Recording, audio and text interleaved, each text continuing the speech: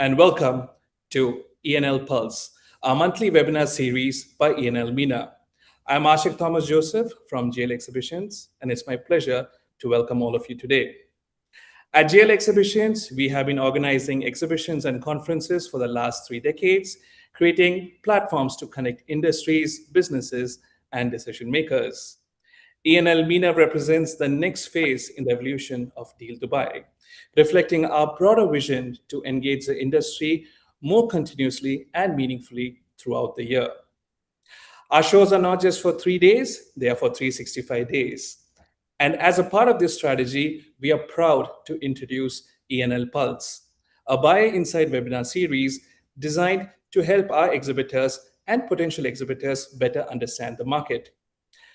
I would like to thank our panelists and our moderator for their time, sharing their expertise, and being part of such an important session.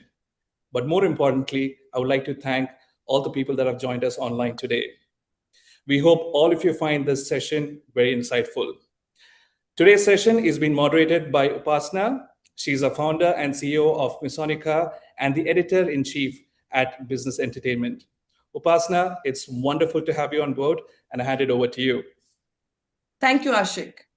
Good afternoon, everyone, and welcome to E&L Pulse, supported by Business of Entertainment. E&L Pulse is a curated platform designed to foster meaningful, future-focused conversations within the leisure and entertainment industry. It is an initiative of the Entertainment and Leisure Show. Thank you for joining us today as we explore the theme Safe, Social, Scalable, the new era of indoor family entertainment. Let me now introduce our speakers. Now, to discuss today's topic, I have with me Mr. Jamil Malek.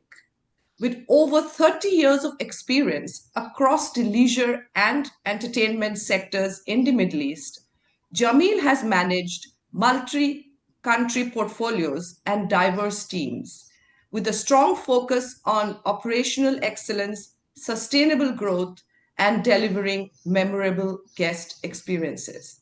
Welcome, Jamil, to E&L Pulse. Thank you, Upasna. Really appreciate the introduction, and it's a pleasure to be part of this conversation. Thank you. Our second guest is Mr. Ghassan Assi. Ghassan brings over 20 years of experience in the indoor leisure and entertainment sector. Former CEO of Trampo Extreme, Kuwait,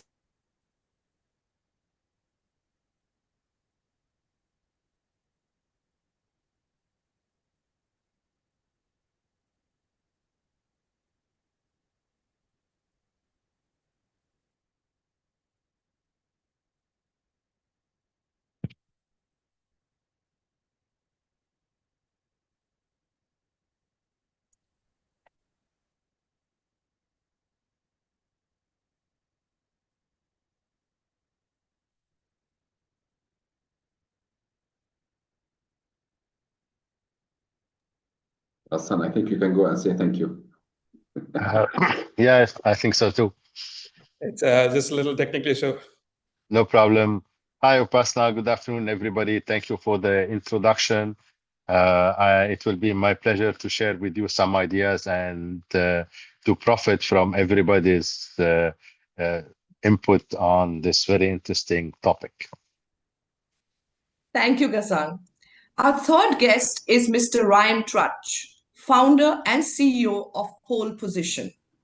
With over a decade of experience in indoor entertainment, he has been at the forefront of the industry's evolution towards immersive esports experiences. Ryan, welcome to E&L Pulse. Thank you very much. Pleasure being on today. Thank you for arranging this and look forward to speaking. Thank you. Across the Middle East and Africa, indoor FECs have undergone a significant transformation. What were once standalone attractions are now evolving into scalable, IP-led, and experience-driven ecosystems. The MENA Family Indoor Entertainment Center's market size was valued at $618 million in 2019 and is projected to reach $1.69 billion by 2027, growing at a CAGR of 13.3% from 2020 to 2027 as per alliedmarketresearch.com. What are some of the key factors of this growth? Youth population. In the Middle East, a young, vibrant population with a large percentage of the population under the age of 30 is driving the demand for family-oriented entertainment options. Urban development, upsurge in number of malls and mixed-use developments in MENA region is driving the growth of the market, as FECs are attractively located in malls where customers visit frequently. Economic diversification. Many countries in this region, particularly those in GCC, have begun preparing to diversify their economies away from oil dependence. Tourism and entertainment are becoming increasingly important. Today's Indo formats, spanning FECs, active entertainment, gaming, and social experiences, are increasingly being positioned as low-risk and high-frequency business models. This is driven by climate resilience, flexible CapEx structures, faster ROI cycles compared to large-scale theme parks, seamless integration into malls, mixed-use developments, and standalone destinations. With this shift underway, a key question emerges. Are indoor entertainment formats set to lead the next phase of industry growth? And what's really driving this momentum?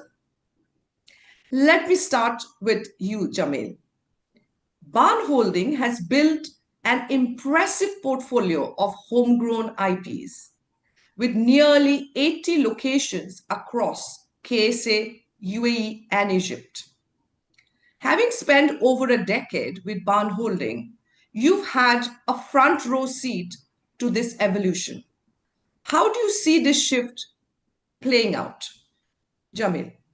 Okay, so I love the numbers. First of all, like alarming numbers that should light things for everyone to understand how much the market is growing. Absolutely. And to answer your question, what we're seeing is a clear transition from standalone attractions to scalable experience ecosystems. So the operators are no longer building like a single venue. They're building a portfolio of concepts and IPs that can be rolled out across multiple markets. So the operators are not interested by one market or one city anymore. They want to roll out in many locations, and they want to have a copy-paste concept, if you want, or easy to do. So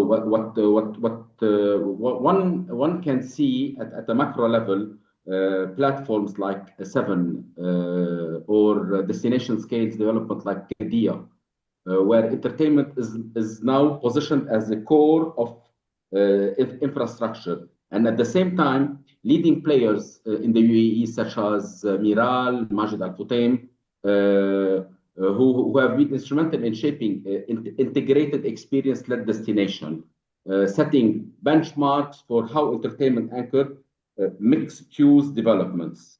And across the market, we're seeing diversification in formats. So three formats, as a matter of fact. We have, first of all, the high-energy FEC focused on kids and families.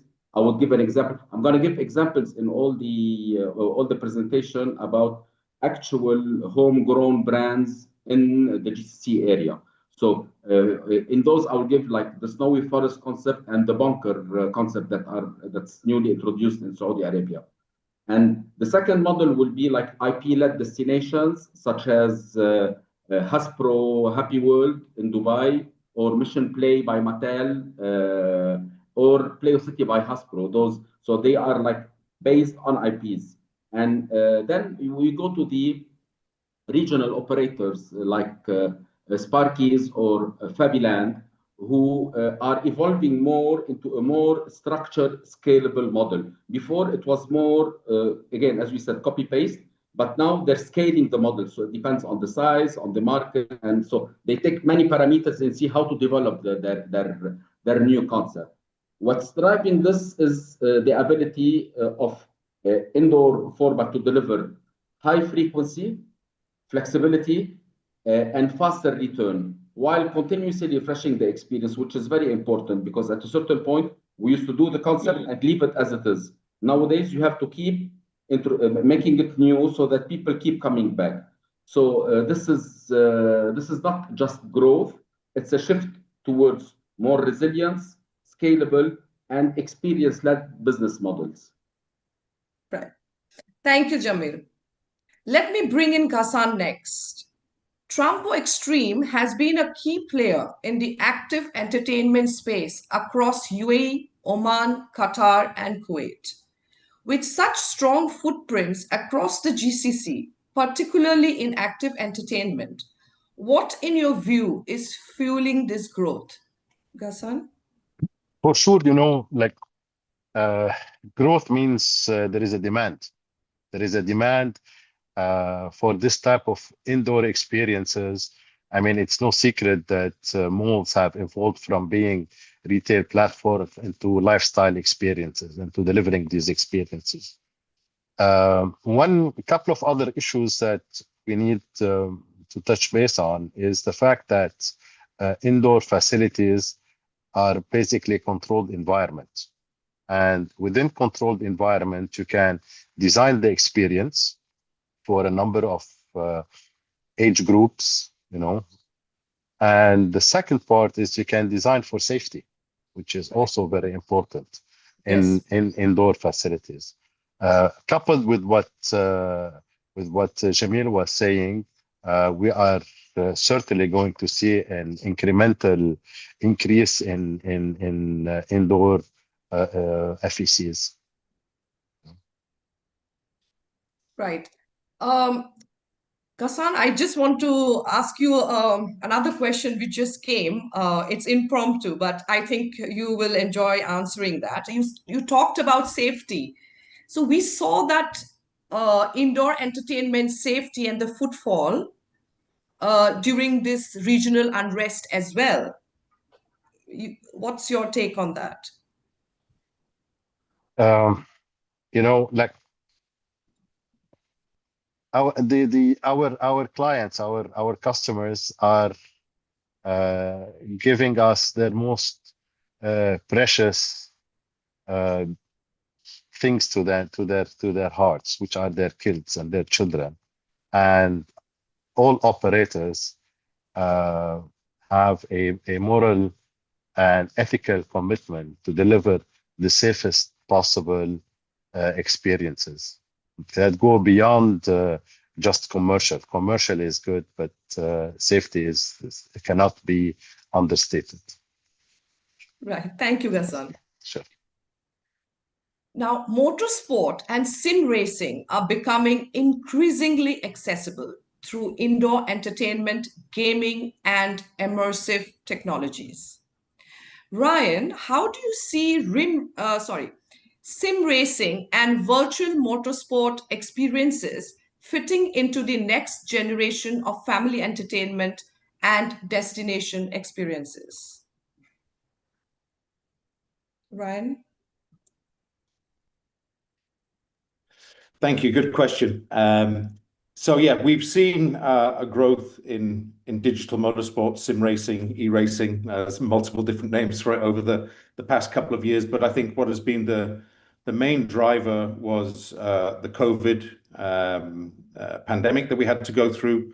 There was a global slowdown in motorsports. There was no real world motorsports happening, and you had famous Formula One drivers transitioning into digital motorsports to keep up their practice in the digital realm.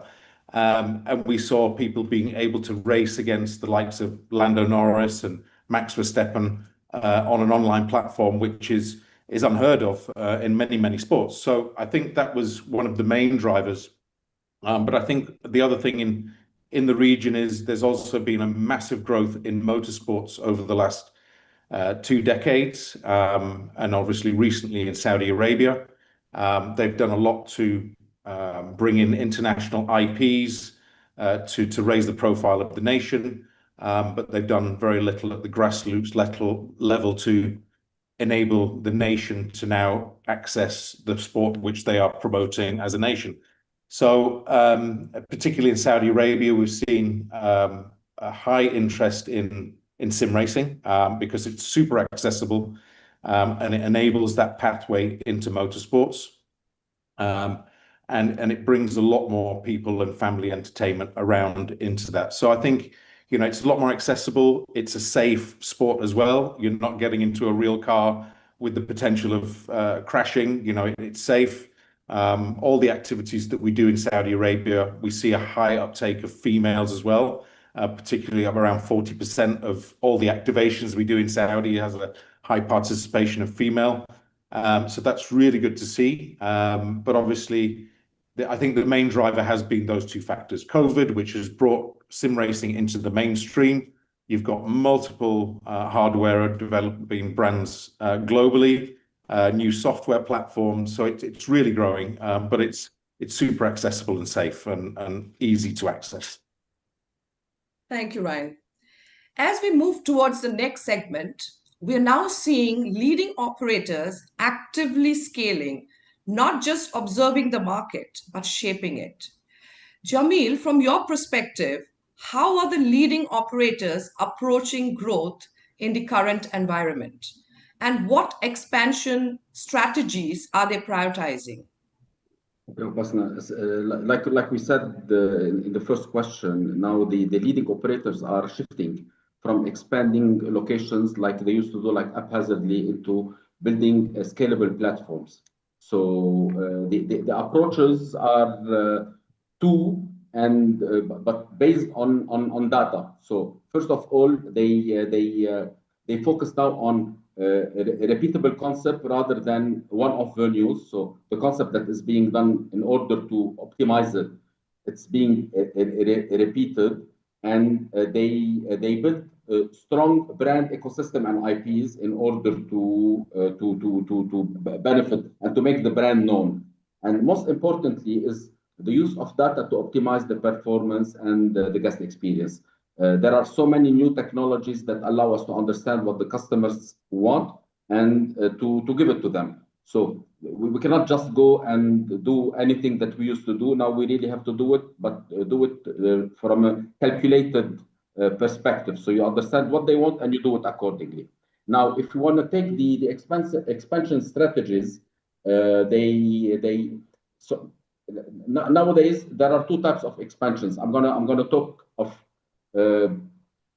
big countries like Saudi Arabia or smaller ones in the GCC.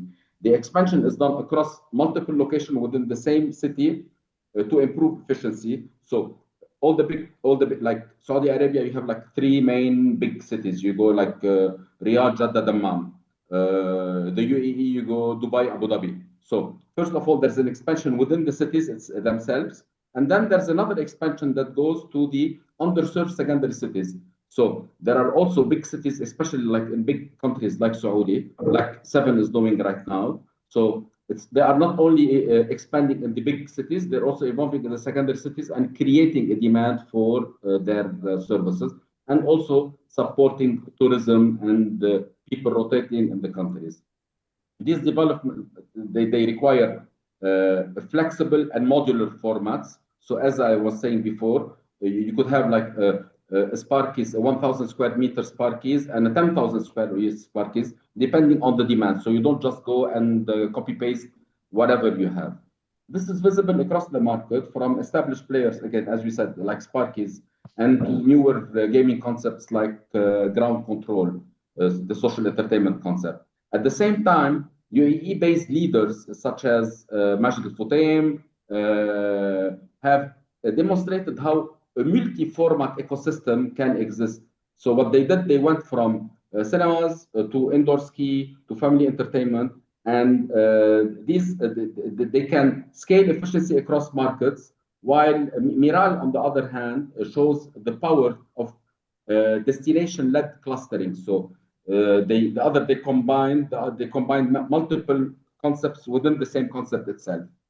IP partnerships such as, again, this is very important, getting an IP and building on the IP, such as Mission Play by Mattel or Play of City by Hasbro, which becoming a strong accelerator and a differentiation way of differentiating and your service. So instead of being like a copy paste from other concept, you become like a Mattel concept. The key investment areas are technology and personalization. You cannot make it like impersonal. The content and the IP partnership is very important. And again, I know we're going to develop this later, but what's very important is integrated food and beverage within the concept itself, which makes a better experience to the end users and to the guests. So growth today is about efficiency, adaptability, and a strong unit economics. Very important. Well said. Yeah, well said, Jamil. Thank you so much. Ryan, as entertainment venues look for more engaging and differentiated experiences, what role do specialist partners like Pole Position play in helping operators, malls, and destinations deliver competitive gaming concepts without having to build that expertise in-house? So pole position, we do provide a turnkey solution, and we rely on our decades of motorsports experience. We don't come from a gaming or entertainment background to deliver this concept. We come from a motorsports, 30 years in motorsports to deliver that experience, bringing in our knowledge of how to create formats and competitions that encourage that repeat visit. I think in the last few months, we've seen an increase in developers and malls see interest in this space as a premium activity, not so much the FECs. There is interest in the FECs, but more as the developers as a premium offering in a specific setting.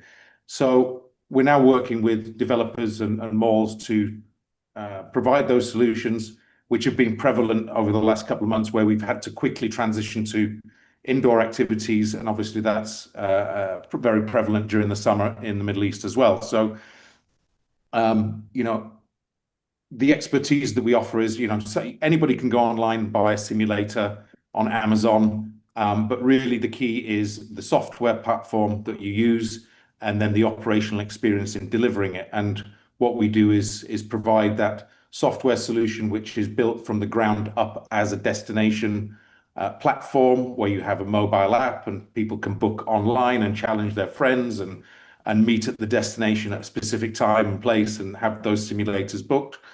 But also there's a real world crossover. So we bring our motorsports experience in. So when we create competitions, winners can actually transition to driving a real world race car on the circuit. And again, that's something in esports which is not really prevalent. If you're good at FIFA, for example, you're not necessarily or fit at playing football, whereas transitioning into a racing car is possible, and the Gran Turismo movie is proof of that. So I think we offer a staff training in order to be able to do that, but also marketing and operational support on how to guide people and venues on how to create those competitions, repeat footfall, and repeat interest. Interesting. Right. Thank you, Ryan. Ghassan, in your perspective, where are these leading operators looking to invest or collaborate to accelerate this growth? There is no doubt that growth will come in differentiated experiences. I mean, most operators realize that they cannot continue on delivering run-of-the-mill experiences. And I have no doubt in my mind that technology will play a major role, not only on the delivery of the experience itself, but on the storyline of the experience. And this will be, I think, we can see awesome experiences whereby the storyline is changing in real time, where you have artificial intelligence creating new storylines in the experiences, like in sim racing, for instance. Right. Yeah. I mean, this will be the next level, and I am certain that this is where the growth is going to be in the future. Yeah, I agree. Thank you, Ghassan. Now, another major trend gaining traction across the region is competitive socializing, where gaming, food and beverage, and shared group experiences intersect. Now, let me start with Ryan. Ryan, how do you see experiences such as sim racing, VR, and immersive gaming changing the way families, friends, and corporate groups engage with indoor entertainment?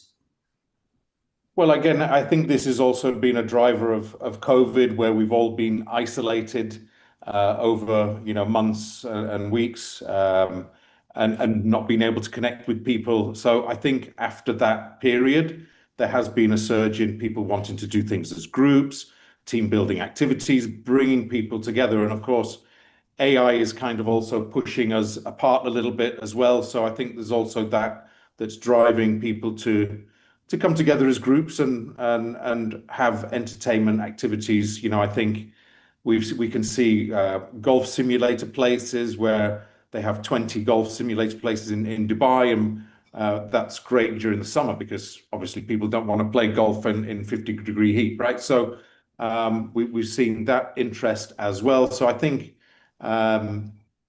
it's really prevalent in the region. I think globally it's not so prevalent because you don't have those temperature shifts as much as we do in the Middle East. Okay. Thank you, Ryan. Ghassan, let us hear your thoughts. What's driving this shift in consumer behavior, and how do you see this trend evolving over the next few years?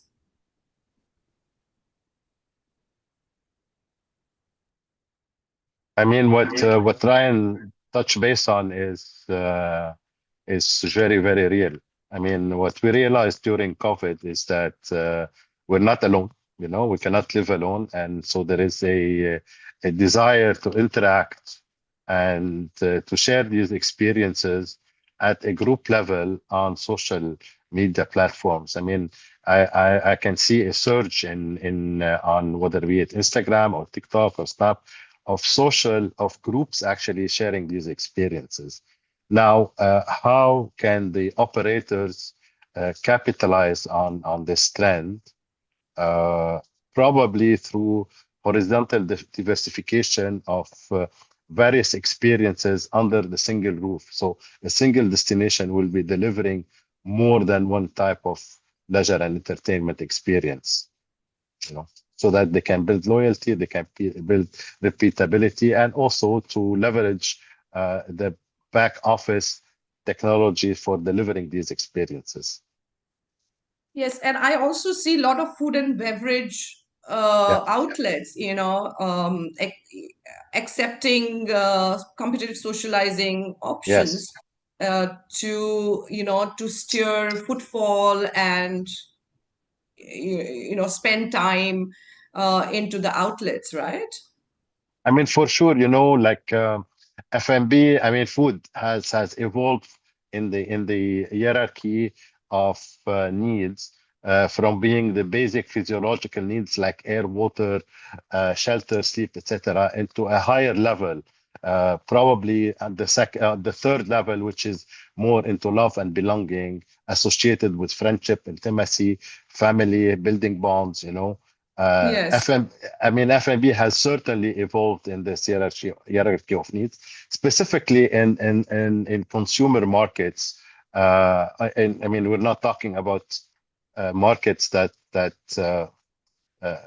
where clients do not have the appropriate purchasing power. Talking in developed market, this is certainly true. Yes. Thank you, Ghassan. Jamil, let me hear your thoughts on how are indoor entertainment operators adapting to this demand? And how do you see this trend evolving over the years? First of all, I totally agree with whatever Ryan and Ghassan said. It's like, and I love the analogy, the last analogy that Ghassan did. It's the first time I hear it, but it's very convincing. It's nice. Anyway, going back to the question, I believe that operators are redesigning experiences around a group and shared interaction, same as the colleagues just said right before, rather than just individual play. So again, concepts like a ground control, brass monkey, Yeah, show how entertainment is becoming more interactive and socially driven. So it's not we don't just go, okay, I know the age is different, but at the same time, people don't just go because they want to go there. They go to socialize, to interact, and at the same time to have fun. And right. if we want to talk how the operators are adapting, so they're introducing first a more competitive and skill-based attraction like skill games or like challenging games, and then you have designing the space for group participation. So you have to put a place designated for groups, and at the same time to send to group and to let people know that you have those activities for group, and integrating entertainment with social and food and beverage elements, which is also very important because things would go together. We're also seeing this reflected in broader ecosystems developed by players like, again, Majid Futaim, where they mix entertainment with retail and dining in an incredible design. Like they created molds based on this combination of these three elements that are again very important. One, connected social journey. So whenever you go, I don't know, to Dubai Mall or to Mall of the Emirates, you have all the elements linked together that one cannot go without the other. And I believe they've done it in a very, very nice way. Even the traditional operators, such as Sparkies, they're evolving to include more interactive and repeatable formats and perhaps some food offering at the same time. How this will evolve, I believe it's going to be more structured competition and repeated engagement models. You have increased use of technology, as Ghassan said, and I loved it, and I 100% believe in this. We should have scoring systems. Like this creates more challenges between people. The man by nature likes challenges. So whenever you put scores, I have a higher score, you have a higher score, they end up coming more, enjoying more, and we need also personalization, which is very important. This could go through mobile apps or whatever, where you talk to the customer, you give them their score, you tell them where do they rank in comparison to other players. This will bring them back to regain their positions if they lose it. And venues evolving into social hubs rather than purely entertainment spaces. There has to be the social spirit involved. This marks a shift from one-time visit to ongoing engagement and, very important, loyalty. So whenever they have loyalty, they will keep coming back. And I believe the colleagues will agree that whenever you have loyalty, you have repeated visits. And this is what every operator wants. Absolutely. And we've seen this concept evolving in this region a lot.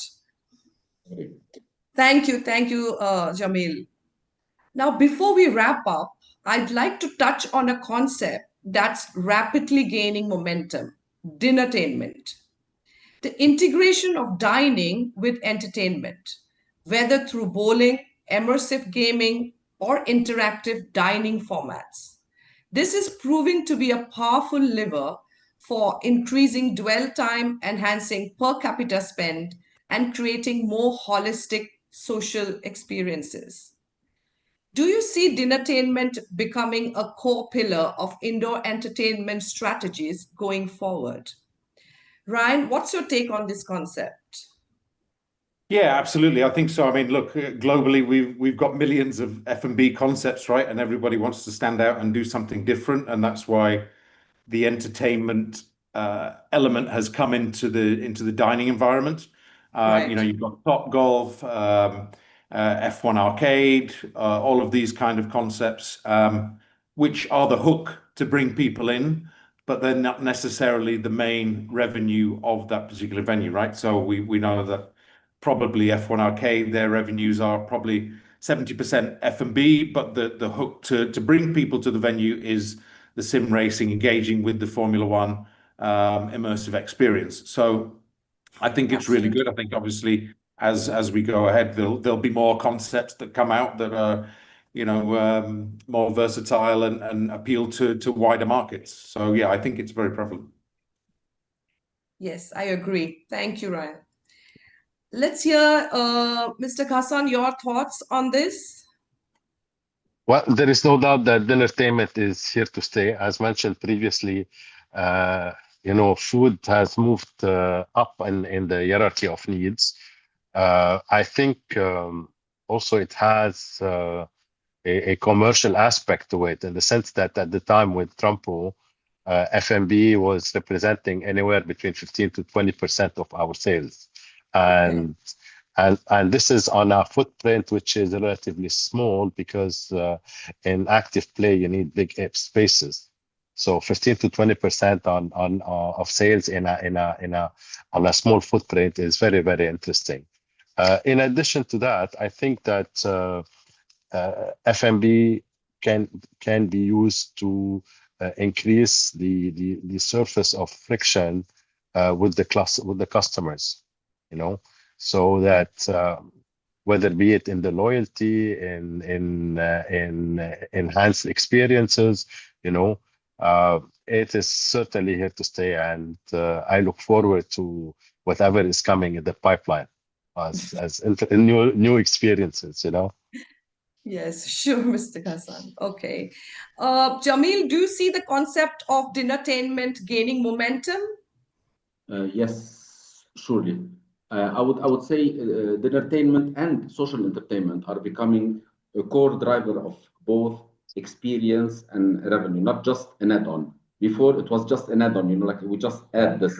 Now it's directly impacting the P&L and the revenue. So by increasing dwell time, definitely when you offer them the time to sit and eat, and so they will spend more time, it will definitely increase, it will affect your per capita spend.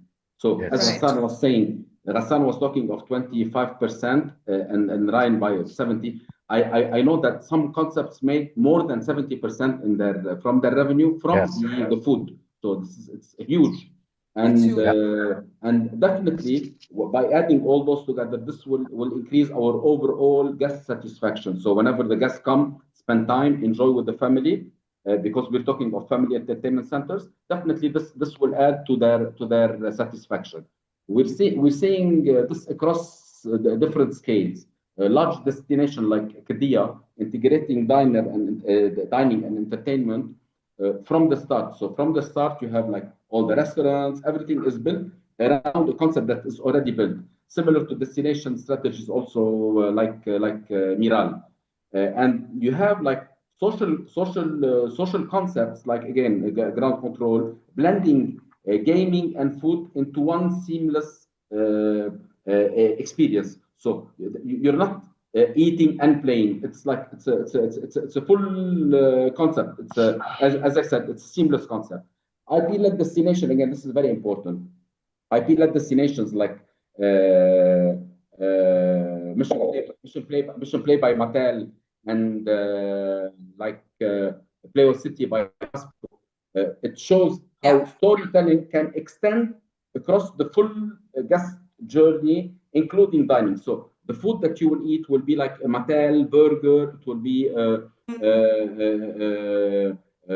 Hasbro candy or whatever. So it's not only the eating, and the key is integration, creating a seamless experience rather than a separate component. It has to be like the customer doesn't have to feel that it's a separate experience. Both things are together. So the entertainment will become a central pillar of sustainable growth in indoor entertainment, for sure. I completely agree. Thank you, Jamil. As we come to the end of this session, I'd like to extend my sincere thanks to our speakers for sharing their insights and expertise, and to our audience for being part of this conversation. What we've heard today is clear. Indoor FECs are no longer just entertainment venues. They are evolving into integral components of broader destination ecosystems, driven by safety, social connectivity, and scalable business models. We hope this discussion has offered valuable perspectives and sparked new ideas for everyone here.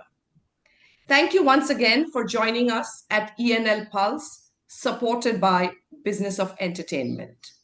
We look forward to continuing these conversations in our upcoming sessions with new topics, new voices, and new insights. Until then, stay safe, stay inspired, and have a wonderful day. Thank you. Thank you so much, guys. This was such a fantastic session. I want to thank all of you personally for being a part. Thank you, Upasna, for moderating a session too. I think a general theme on this session is about how it's been immersive and inclusive. Mr. Ghassan, I think how you mentioned the social media aspect of things, how it's going to change the indoor entertainment industry. Mr. Jamil, I like the fact how you put entertainment, retail, and dining together, and how one is dependent on the other and cannot be torn apart. And Ryan, just again in terms of motorsports, it's fascinating how motorsport is always considered an outdoor activity, and now in post-COVID, like you said, with sim racing coming into the picture, how it's become more immersive and inclusive. And that's the message that we want to put across, to our people out there, to people who's listening